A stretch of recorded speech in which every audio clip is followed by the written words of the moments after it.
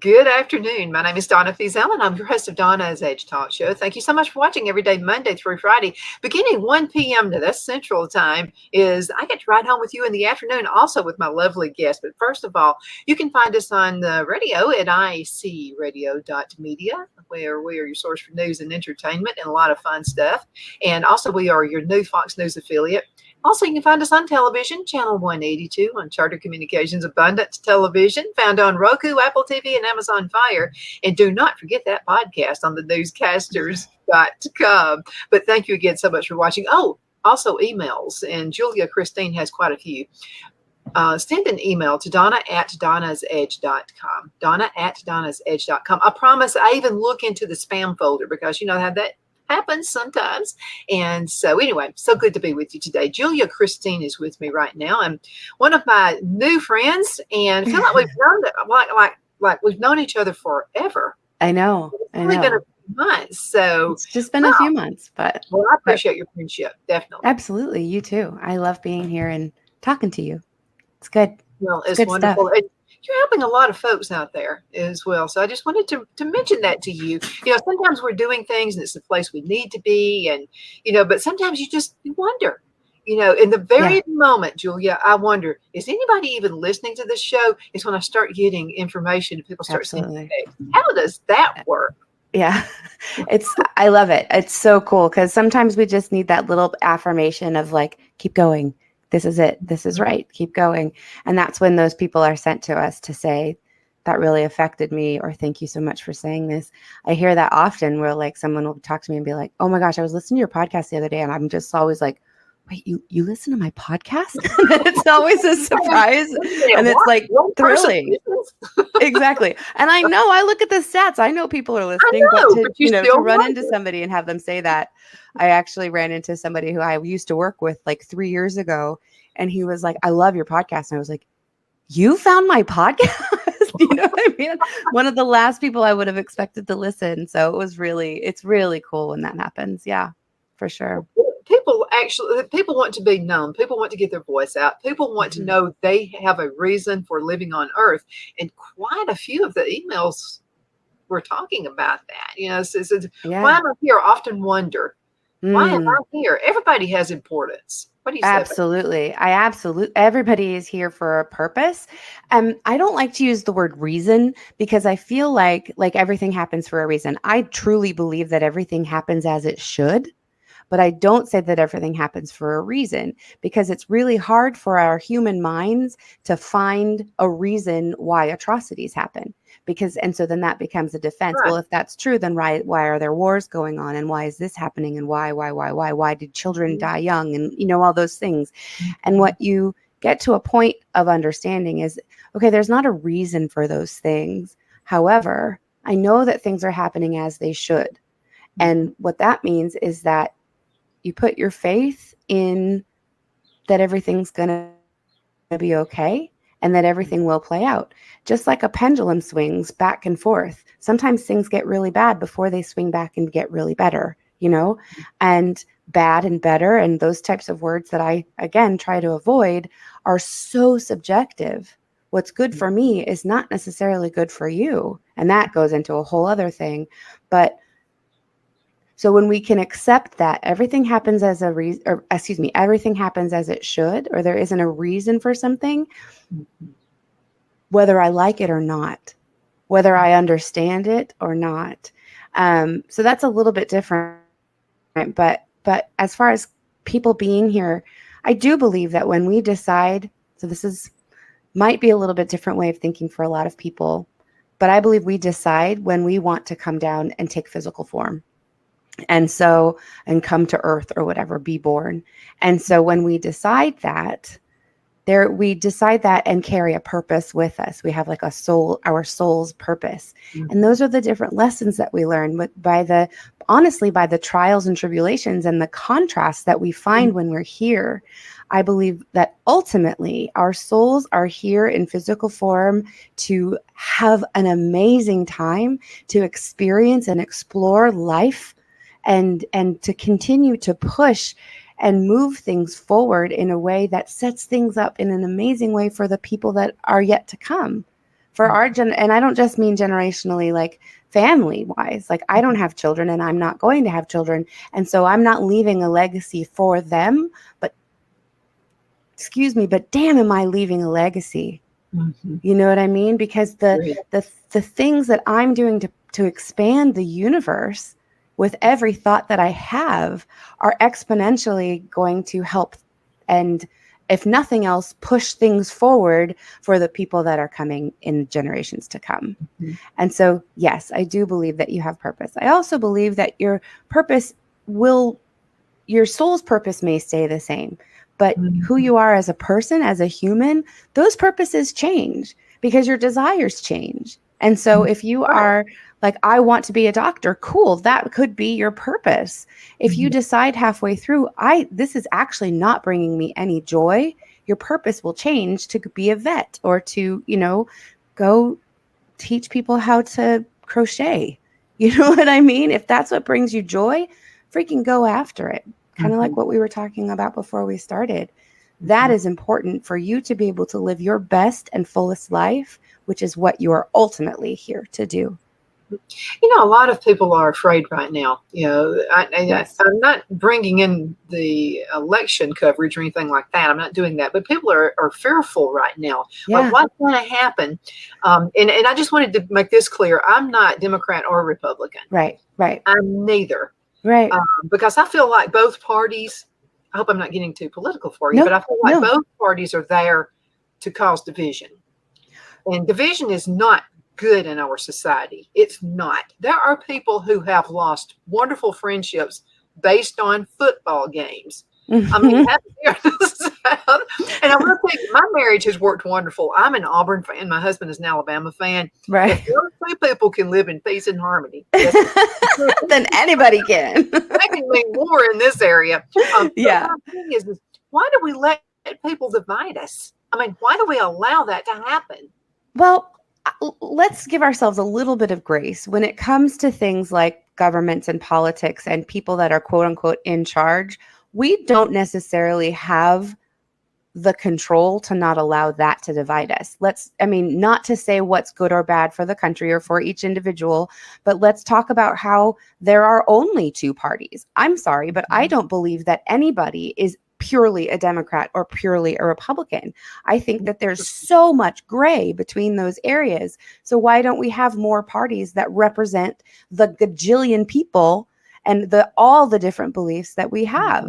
And so none of us are fully represented by one of those two parties. I'm sorry, things aren't black and white. People's beliefs aren't black and white.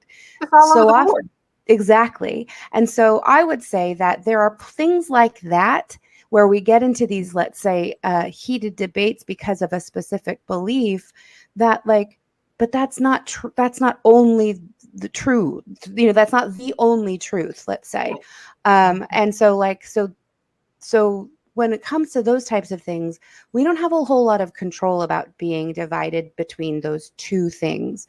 When it comes to governments, to wars, to laws, to judicial decisions, to things like that, we don't have a lot of control.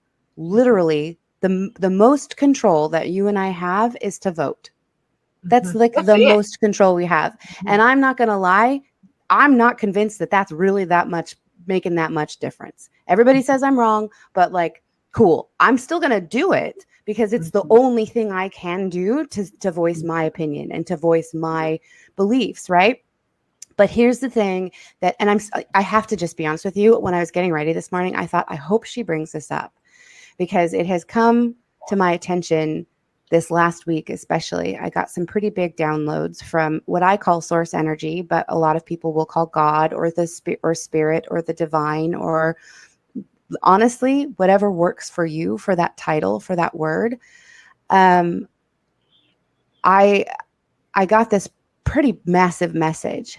And what it is that we do have some control, because what happens is this divisiveness, the rulings that come down, the judgments that, whether we agree with them or not, affect us, make us feel a certain way. I had some pretty big feelings this past week with things that are going on in the world and in our country. And excuse me, what I got was the control lies within you as far as how you are going to respond. Nobody can make you feel anything. You get to decide how you react or respond to that. And so feeling uncomfortable about something or having, like I said, I had a lot of emotions this weekend, recognizing those emotions and deciding which ones I wanted to welcome in and which ones I didn't want to like allow to rule my day, I had to figure out a way to shift my perspective. Now, that doesn't mean my beliefs changed. It doesn't mean that all of a sudden I'm okay with something I wasn't okay with or vice versa. What it means is that I decided to love. And what I start with when I decide to love something and what I want to encourage everyone to do is to start right here. If we focus on loving ourselves more than anything else, and I know instantly that's selfish. I need to do for my family. I need to do. I'm the bottom of the list. That's actually the problem. We have to start with ourselves. I want you to truly, truly love yourself. And if you can love yourself and fill yourself up with love, now your perspective starts with love. Now, when someone is telling you about their opinion, you don't start with defense. You don't start with but, or this person's an idiot. You start with love because that's all you are. You've filled yourself up. Mm-hmm. And so it's the best way to start approaching these things. And I literally, on my podcast on Wednesday, did a whole thing. It's a body scan where you literally lie down and you start at your toes and you just love yourself. And that doesn't mean that you're being like conceited or egotistical. You're literally sending love from your heart to your toes. Mm-hmm. When was the last time you thought about how your toes provide balance when you stand and when you walk? When was the last time you thanked your toes for being there? Mm-hmm. When was the last time you realized that every second of every day, your heart is pumping blood through your body? When's the last time you did anything to make that happen? It does it on its own.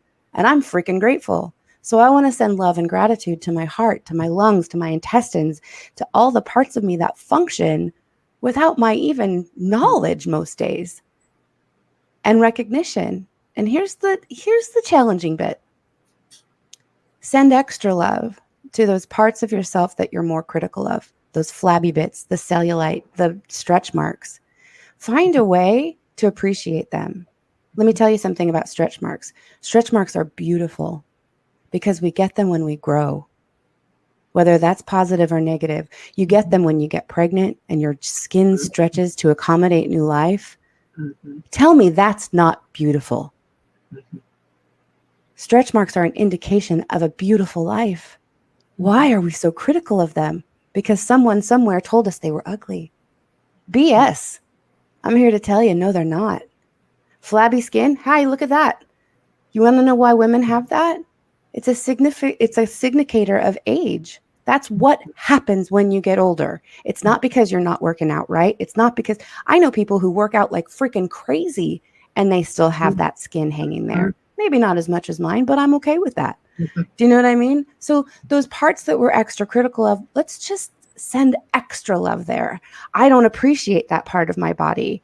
But you want to know what? I forget that underneath that, I'm freaking strong. I can carry a lot. I call myself She-Ra. I don't know if you remember that cartoon, but she was like a freaking goddess, princess warrior.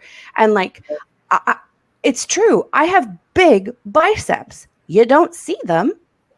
And so I forget to thank my arms for being as amazing and strong as they are because I'm so critical of the flabby bits.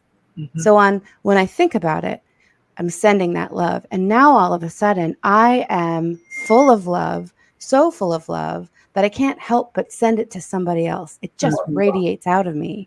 And then that love gets sent back to me. And then it goes somewhere else. And then it gets sent back to me. And then I think of my friend in Ireland. So it goes, my love goes all the way out to Ireland. And I know she loves me. So it comes right back. And now all of a sudden, because we're sending love out, we've created this giant tapestry of loving energy surrounding the country, surrounding the planet.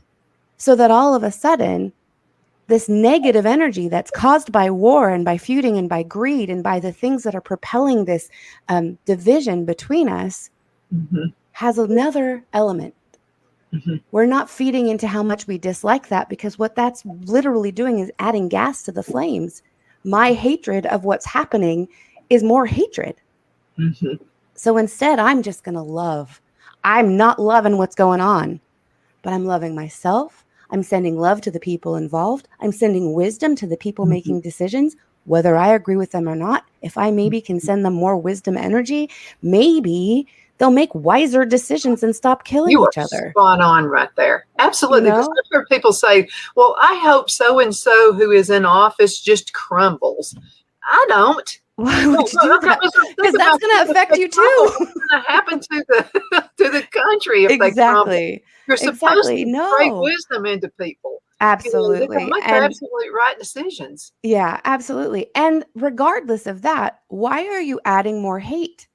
If you don't like the situation, then don't send it more hate, because then that hate, or what you see as a negative person, if you're sending negativity to them, that Mhm. negativity is just growing. And I'm not saying that means you have to love the person who's sitting in that position. What I'm saying is send love to your friend. It's sending love, Mhm. period. Send love to, again, we're creating this, like I said, this tapestry of love and kindness. And that is going to defeat the hatred and the negativity. It always will. It always has. Mhm. It's going to take time. There is a lot of that crap out there. Mhm. But guess what?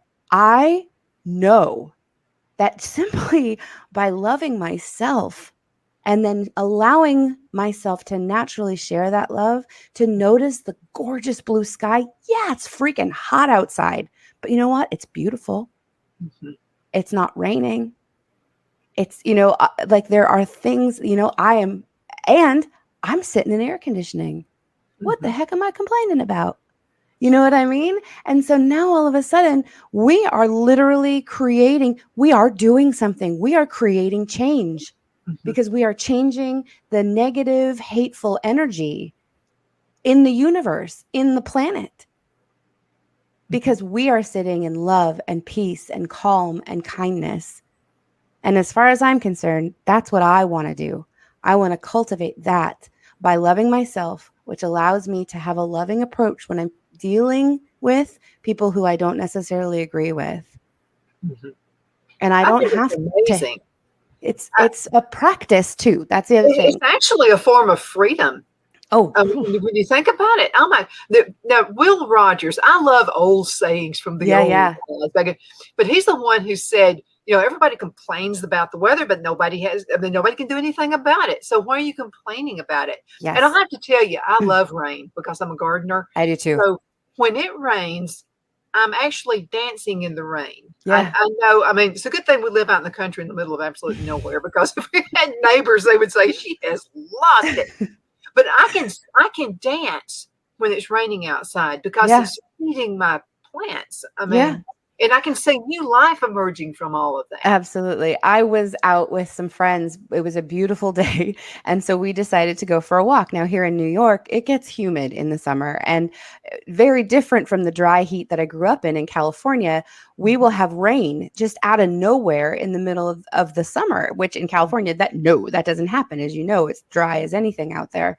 And we were walking, it's about a 9-mile walk, and we were walking the park, and it was beautiful. And it was wasn't quite twilight, but like the lightning bugs were out, and so like you'd see in the green, and then we see these thunder clouds roll in, and the thunder starts, and all of a sudden it just lets loose, and we're in the middle of nowhere, so it's not like we could like just go to shelter. Like we had to finish our walk. You know what I mean? There was one point where we could have like gone out onto the street and like, like Why the do exit to the that park, when you can but we soak in were it? already wet. So it was like, let's just finish our walk. And we ended up having the most lovely time. It felt so magical because we were just in the elements. And like I've said, water is energy, right? That's true of the rain. And so we just allowed ourselves to absorb it in. We had beautiful conversation. It cooled us down from being hot. And when everybody was hot afterwards, after the rain subsided, and then it leaves that humidity, we were still kind of wet and damp. So it felt kind of like we're still kind of cool, and it was beautiful. And we could have been furious. We could have been miserable. In fact, when we first started, one of the people with us was starting to complain about it. And I was like, what if it's going to be amazing? Yeah. What if we don't get as wet as we think we will? Or what if we have a really good time? And at the end of it, he was like, thank you so much, because that was really, really awesome. And it was a lovely experience. So it's about your perspective. And I'm here to tell you, there's always, always, always something to cling to hold to laugh at, to find that, that silver lining in any situation.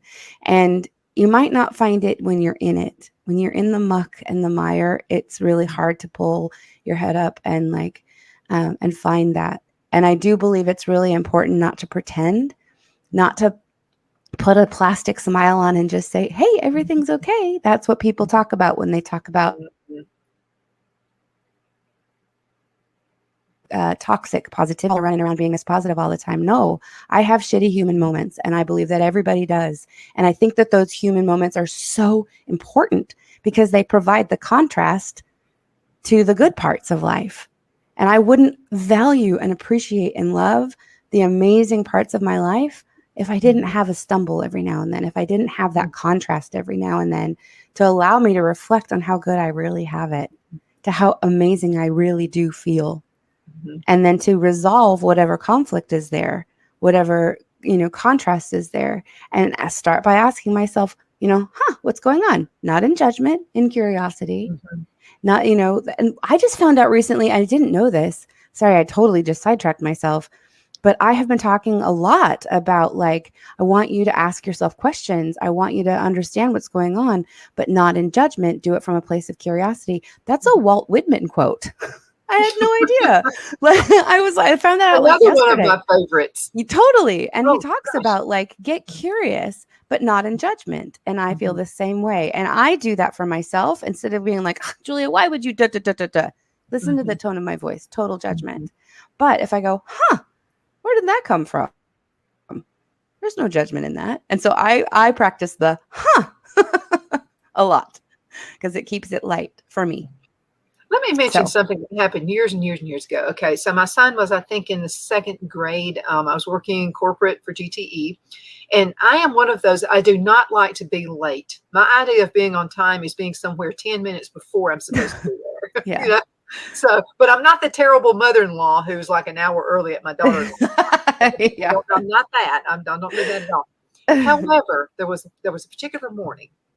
And it's like everything I touched was falling. It was like, I was trying to get my hair fixed. I was trying to do my makeup. I was trying to, that was back in the day when you wore a business suit everywhere you went. Those days are gone. Anyway, you had to take even more time to get ready back in that day. Right. It was like I was running late. So I had to take my son to school, then head back to the office. And so we were driving, and I was just all frustrated. I was just like, oh, I can't believe I'm running late. I can't believe it. So my son, who is like 6 or 7 years old at the time, was the smart one of the group.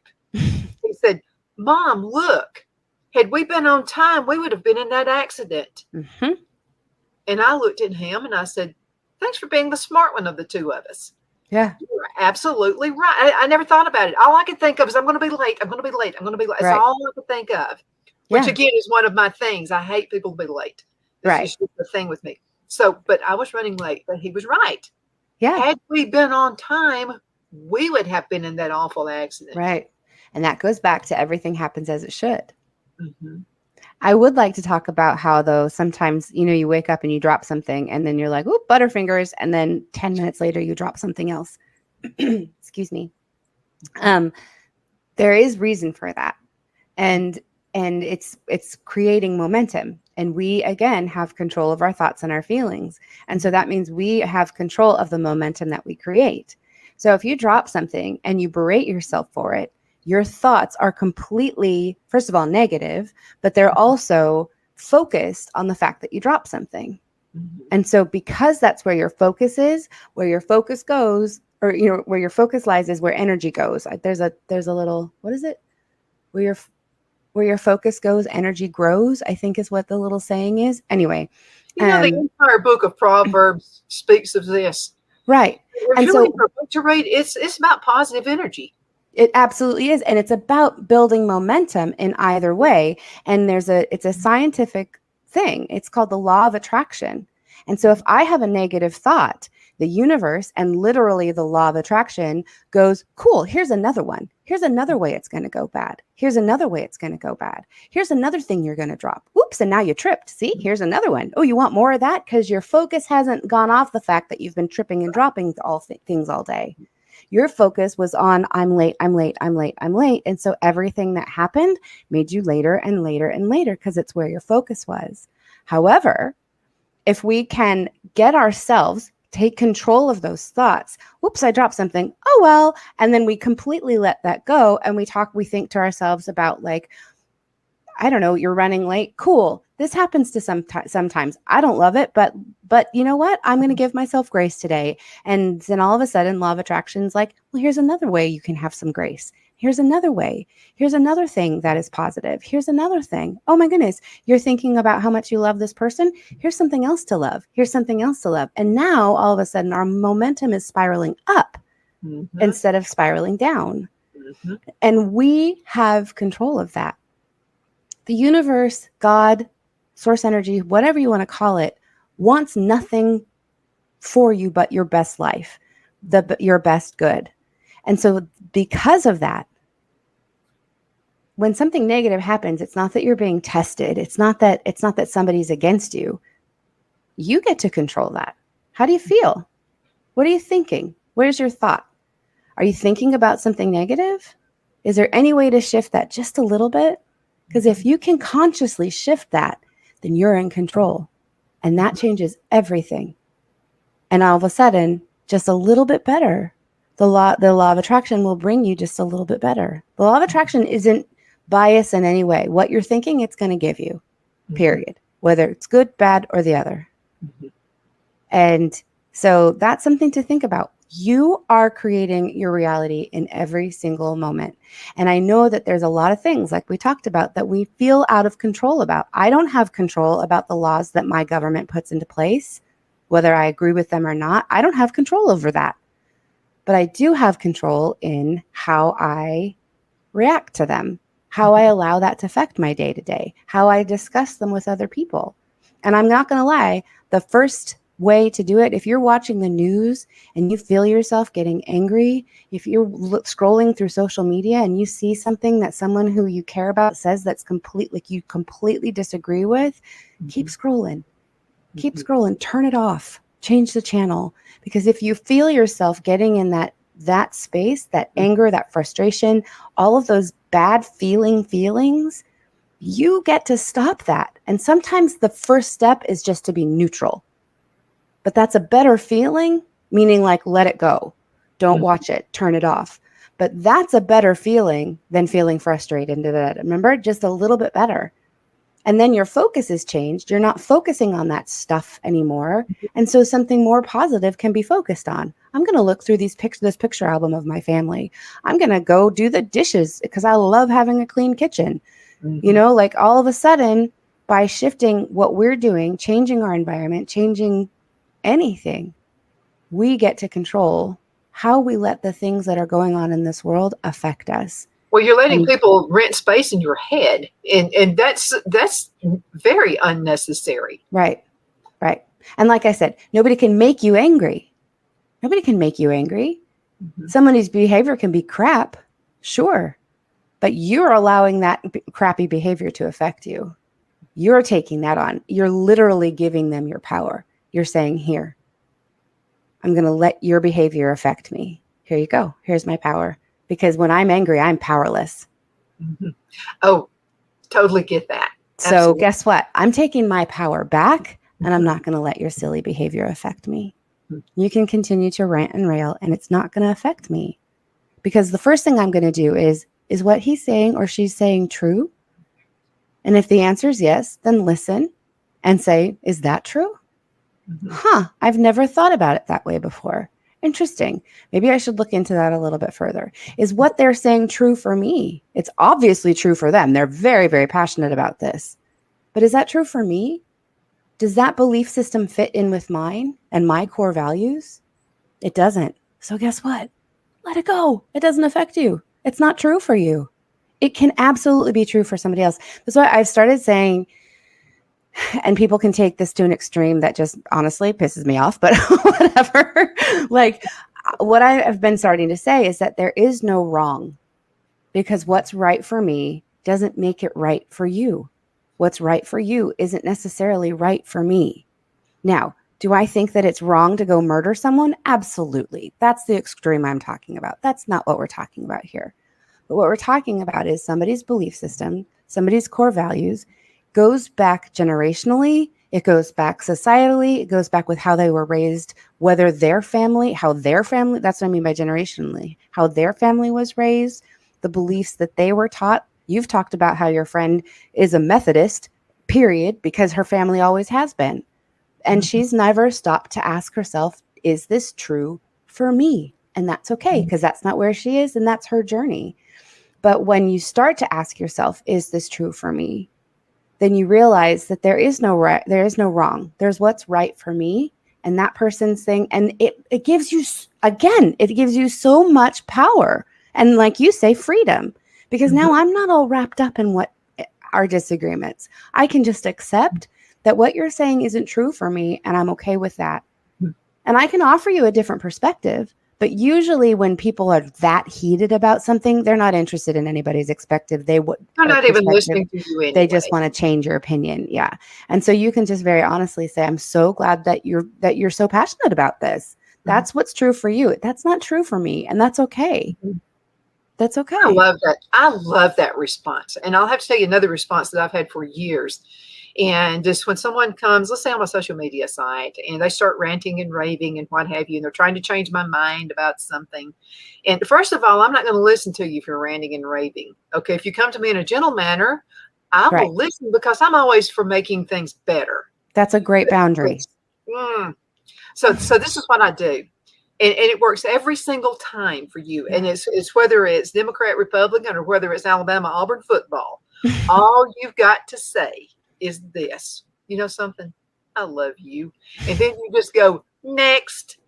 You're so funny. My only hesitation with that is that that's not always true for me. And I would rather not tell someone I love them if I don't. I would rather tell them, I'm so glad that works for you, because then I'm not involved.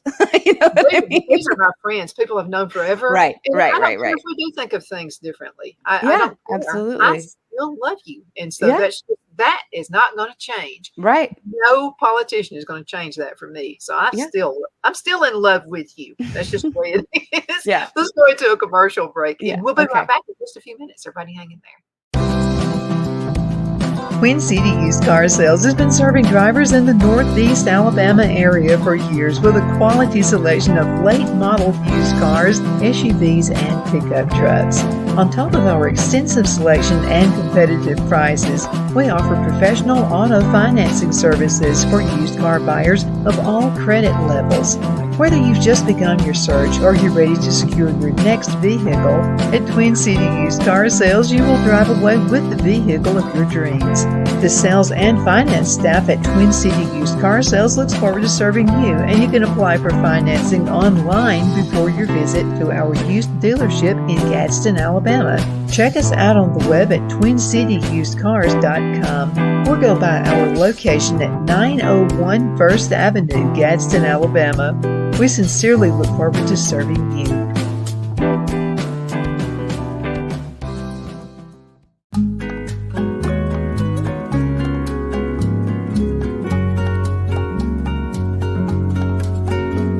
At Lamone's Mexican Restaurant, located in Henniger, Alabama, and voted Best Mexican Restaurant of DeKalb County, Alabama 2020, we're here to serve you with authentic Mexican cuisine. Order easily online by going to lamonsmex.com or call 256-657-3999 to place your order.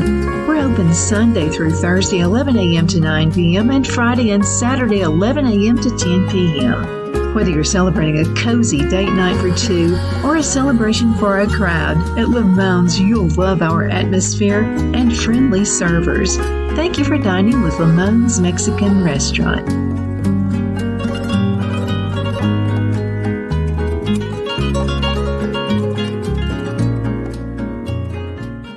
At Liberty Bank, we're all about community, whether it's to help with a charity fundraiser or help families in need. Toys at Christmas or a local football team, we're here for you. You see, we realize the importance of family. Sometimes it's to build a new home or necessary home repairs. We're here for you. If you like the feel of a small town bank with all the conveniences of a big city bank, we're here to serve you. You will find us at any of our convenient locations in DeKalb, Marshall, Etowah, and Blount counties in North Alabama. You can call and speak with any of our friendly staff at 256-659-2175 or check us out on the web at libertybankal.com. And thank you for your support of our community. Member FDIC Equal Housing Lender.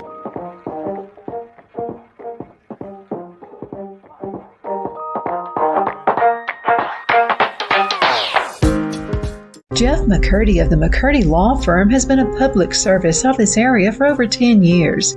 McCurdy, a member of the Henniger City Council, serves as prosecutor for the town of Sylvania and was named public defender for the city of Rainsville.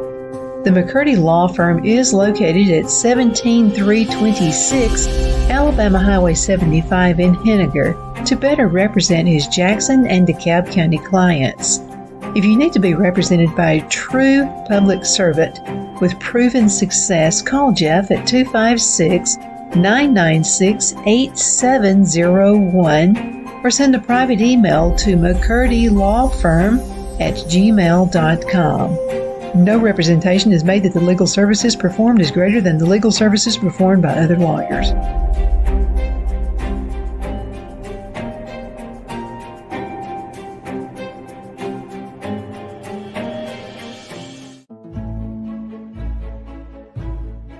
The Hatter Cafe and Country Inn is nestled in the northeast corner of Alabama the Beautiful in the delightful town of Mentone. We're located on top of scenic Lookout Mountain near Little River and DeSoto State Park and located only 5 minutes from shopping and restaurants. There is also a nearby community walking path and golf course. We welcome everyone through the doors and we are committed to outstanding service for all guests.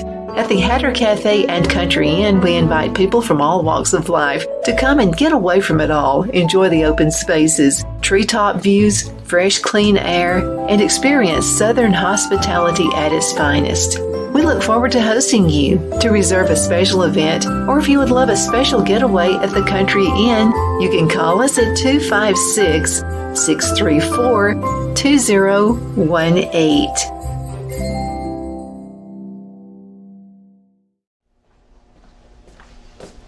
Are you ready? We all wonder what tomorrow will bring, but the future lays itself at the feet of the prepared and surrenders to the will of the persistent. It's not easy, but today shapes you so you can shape tomorrow. With Northeast Alabama Community College, when the future asks if you're ready, you can answer yes. Begin your future at Northeast Alabama Community College. Good afternoon, everybody. We are back. My name is Donna, and I am your host of Donna's Edge Talk Show, where truth matters whether we like it or not. We want to know the truth. So you can find us on television. We've talked about that. You can find us on Channel 182, and that's on Charter Spectrum Communications. You can also find us on Abundant Television, which is syndicated worldwide, found on Roku, Apple TV, and Amazon Fire, the podcast, and newscasters.com, and also on the radio. Yes, I see radio and media, where we are Fox News affiliates. And don't forget sending email. Okay, I love it. I embrace every one of them. I'm going to tell you, you make my day when you send emails. Send an email to Donna at donnasedge.com. So, Julia, the last time you were on the show, so I started receiving emails from people. Okay. And for some reason, I don't know that we even touched on divorce, did we? Or did we just say something? What we said something that got this started. I don't remember, honestly. I'm sorry.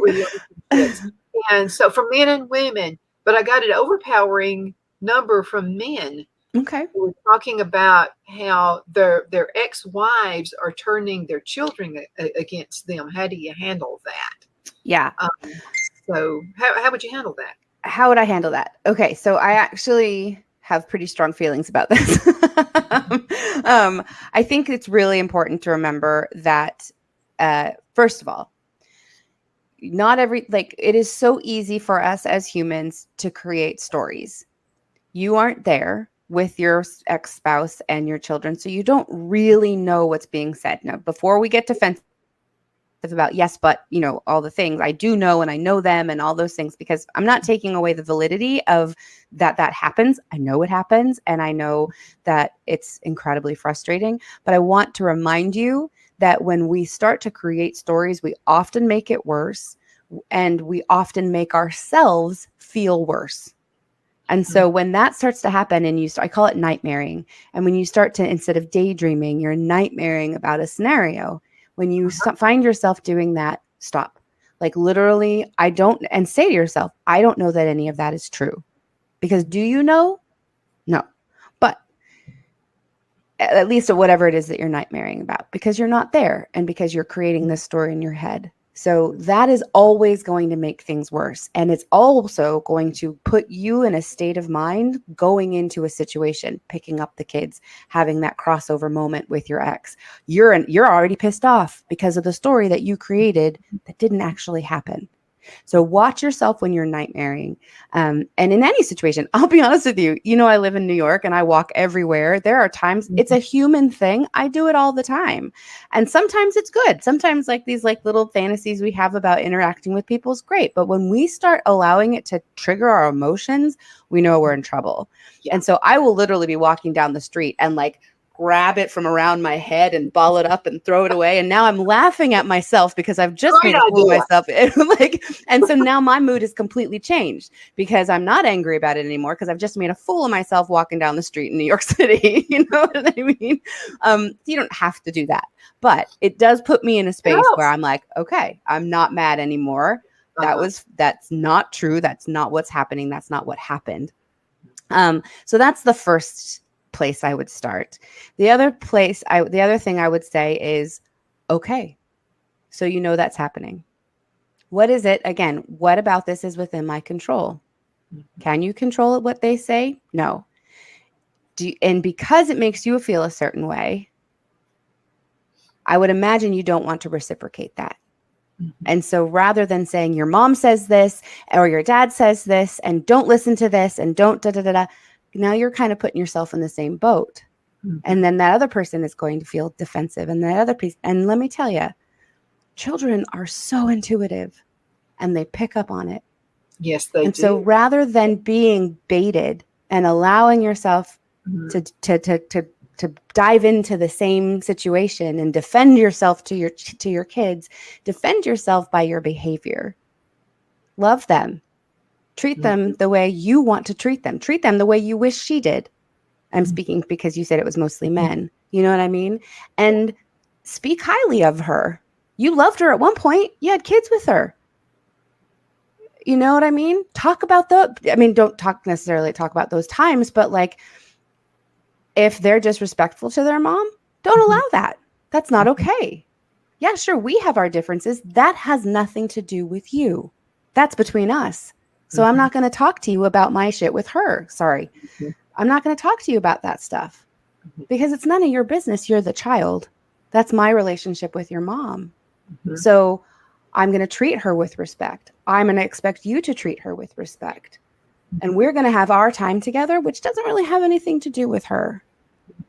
And I know that it sucks to have to be the bigger man or the better person or whatever you want to call it.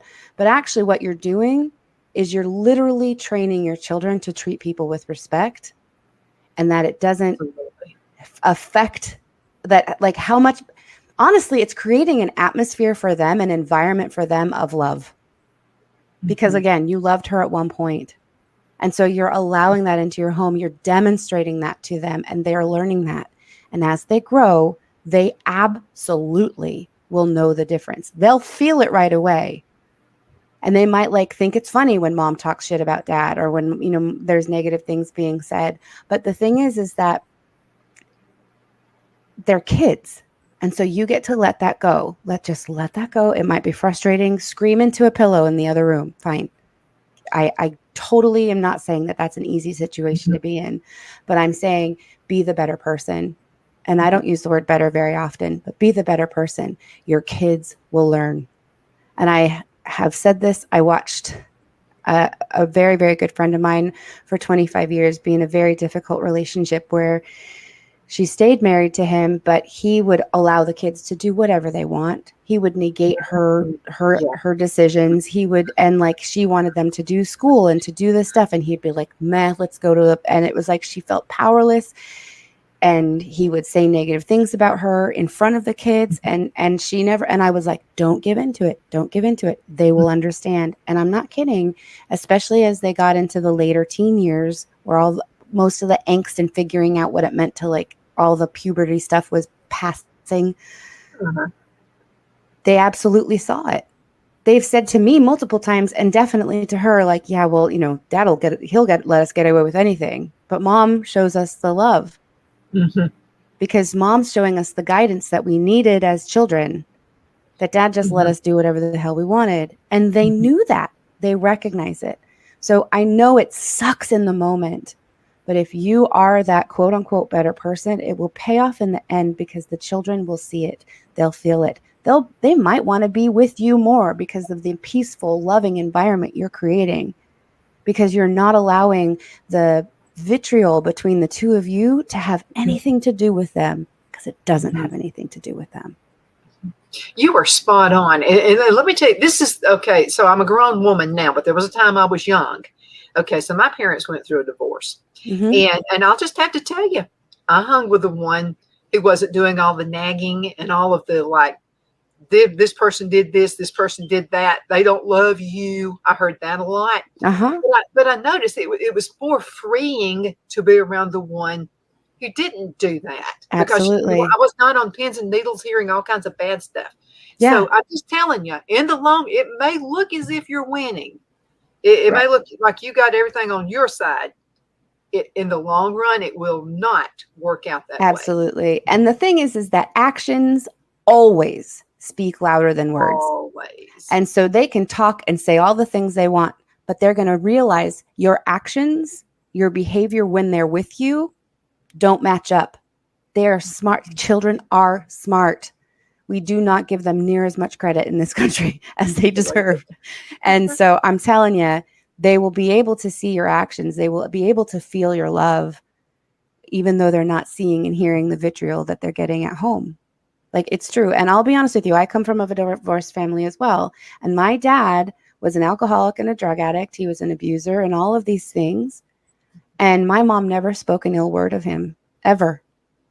And to this day, she doesn't speak ill of him. If we have a question about his behavior, she will always answer us honestly. However, she's never said anything negative, and she had every right to. And even growing up, like, especially again, and this is why I always give my friend this advice, is because from my experience as a teenager, I realized that. And I had nothing but respect for my mom because she let me develop my relationship with that man on my own. She let me discover the parts of him that were crap, the parts of him that is why she divorced him. And so your children will learn that too on their own. And that's really important because then that gives them the freedom and the control and the permission to establish the relationship that they want with that person as they come into adulthood. Actually, I don't really like that person or that part of that person. So when that happens, I'm not going to associate myself with it. That happens, and that's okay. And you didn't do anything to make that happen. Again, I don't think that's a thing. Didn't do anything to sway anyone in one direction or the other. You allowed them to come to that on their own.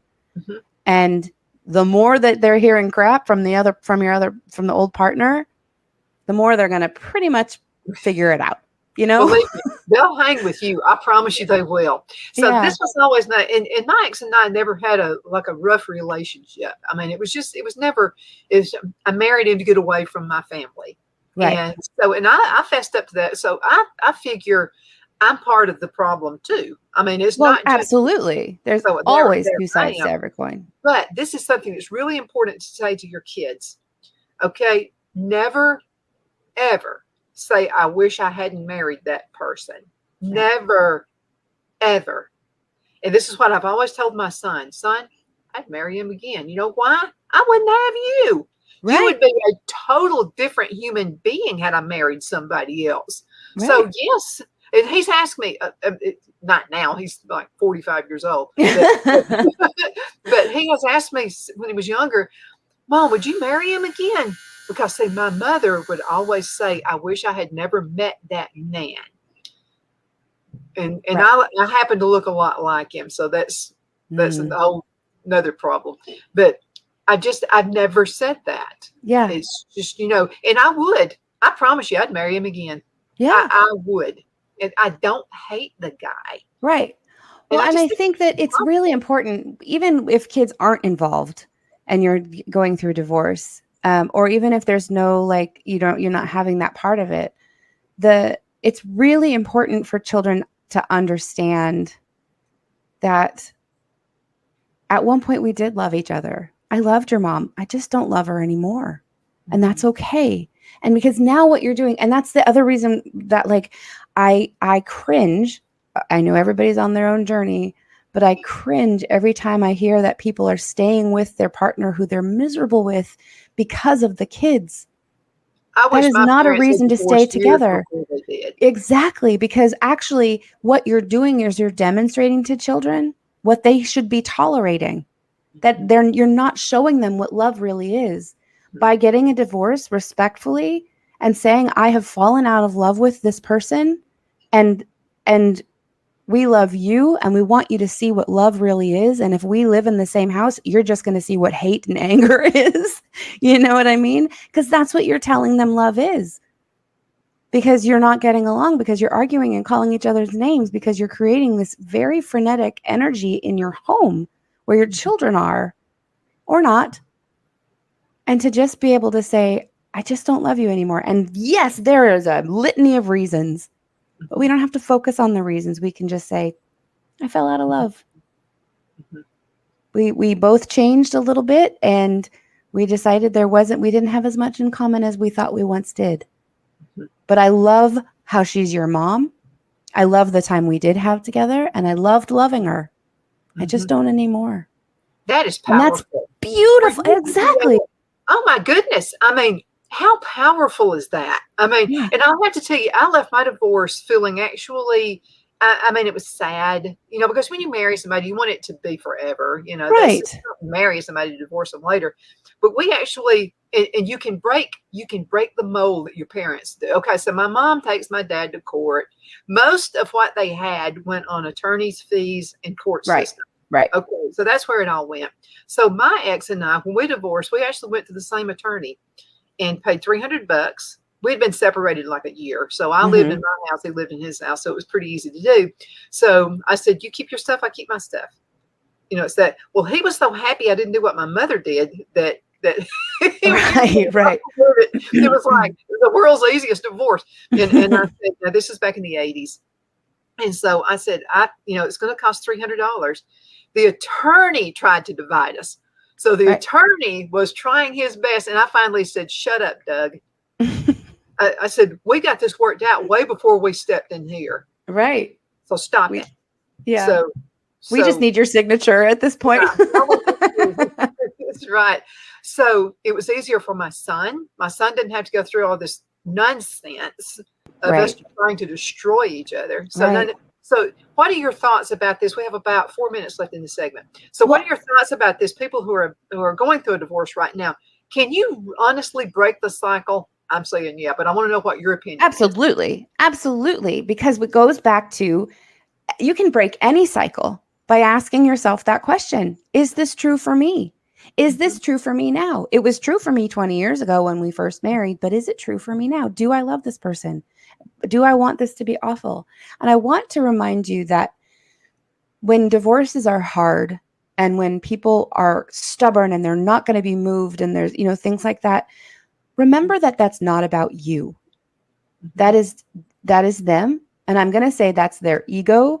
That's their fear of being alone. That's their pride of having, like, that they have, like, there's all these things.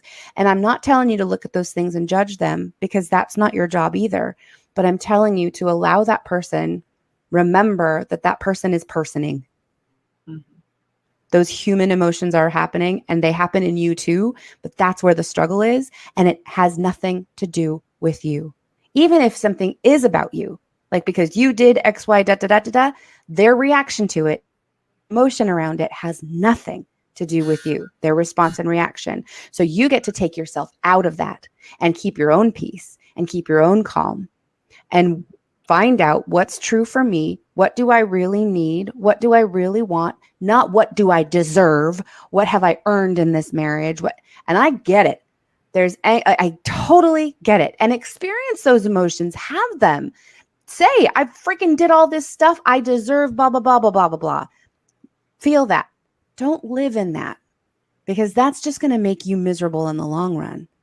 And so if you can take a deep breath, separate yourself from the actions of the other person and ask yourself what's true for you. How do you want to feel? What do you really need and want? That isn't your pride and your ego speaking. And come to that place of calm. I'm going to tell you, take a deep breath, take a couple, and you will be so much happier. Because isn't that the goal? You're going to be happy. You're going to take your power back. You're going to claim your freedom from whatever it is that you experienced by living with and being with this person. And that is more important than $1. So that is more important than the things you get. Now, do I want you to have a fair and equal divorce? Absolutely. And so it might mean that you have to stay in it for a little while, but you deserve to keep your calm and your peace by not reacting and clinging to something that isn't necessary. Let that go. And honestly, it's possible. I'm not guaranteeing anything. It's possible by you exuding that peace and that behavior and you keeping your calm, you are automatically going to neutralize that from the other person because they're in there thinking they have to defend themselves. And so when they realize they don't have to defend themselves, they let go of some of that stuff too. And so things tend to happen a little bit more easily. I'm just telling you. Yeah. And like I said, when you get into the money of it and like splitting the house, and some of that is so frustrating and it's so confusing, and all the legalese, like they make it so hard to understand, which is also another controlling thing, but we don't have to talk about that right now, you know? And so it makes it so difficult. Take a deep breath, read it through, work with your lawyer to understand it, and trust yourself. Allow yourself to stay calm. And again, go in the car and scream into a pillow, cry your eyes out. I'm not telling you to deny your feelings and your frustration. It's really important to not do that. Yeah. But that doesn't mean that those are the things that lead you as you're going through the actual divorce. Absolutely. Julia, we're going to call it a day. Oh, this has been huge. I mean, it really has. And I know it's helped a lot of people, not just men, but women too. So hopefully, you can take that power back. Absolutely, you can. Julia, real quick, how can folks find your podcast? Absolutely. My podcast is Life After Breath, and it is on every available, like wherever you stream your podcasts. It's available, all those Apple, Spotify, Podbean, like you name it, it's on there. I have a link going on right now for my healing sessions. I have a free meditation that I can send you so that you just sign up for that. And then I have a weekly newsletter. So those are the best ways to contact me. You can always email me at juliachristinehealer@gmail.com if you have questions for me directly. And I'm on Facebook as Julia Christine and Instagram, Julia Christine Healer. There you go. Julia, thank you so much for being on the show. I've got to catch the next one. Yeah. And I'll get with you after this and we'll set you up for next month. Perfect. Thank you so much. Thank you so much for watching. You're the apple of my eye. Thank you so much for watching. It means a lot.